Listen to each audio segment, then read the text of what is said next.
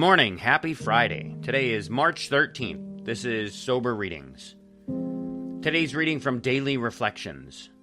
A World of the Spirit. We have entered the world of the Spirit.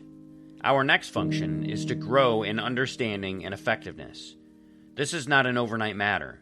It should continue for our lifetime. That's from the Big Book of Alcoholics Anonymous, page 84.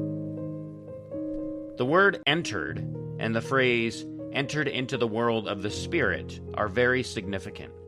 They imply action, a beginning, getting into, a prerequisite to maintaining my spiritual growth, the Spirit being the immaterial part of me.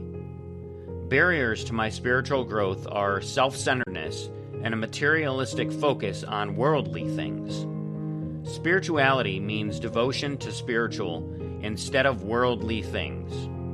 It means obedience to God's will for me. I understand spiritual things to be unconditional love, joy, patience, kindness, goodness, faithfulness, self-control, and humility. Anytime I allow selfishness, dishonesty, resentment, and fear to be a part of me, I block out spiritual things. As I maintain my sobriety, growing spiritually becomes a lifelong process.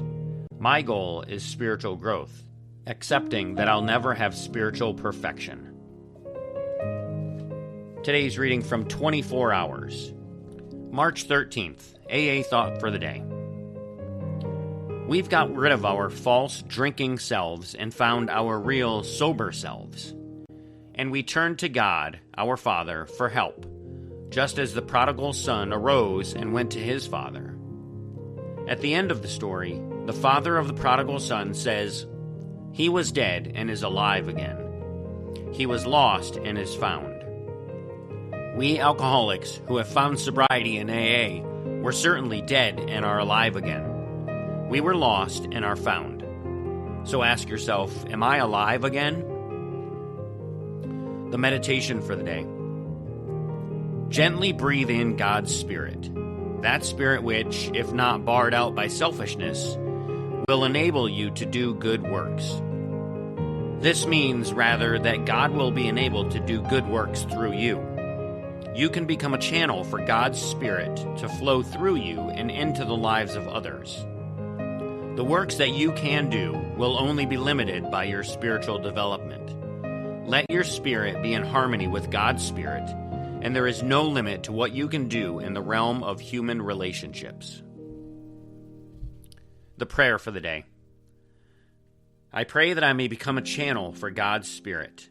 I pray that God's Spirit may flow through me into the lives of others. And for today's final reading, we're going back to the grapevine. This time it's last month's issue, February of 2026.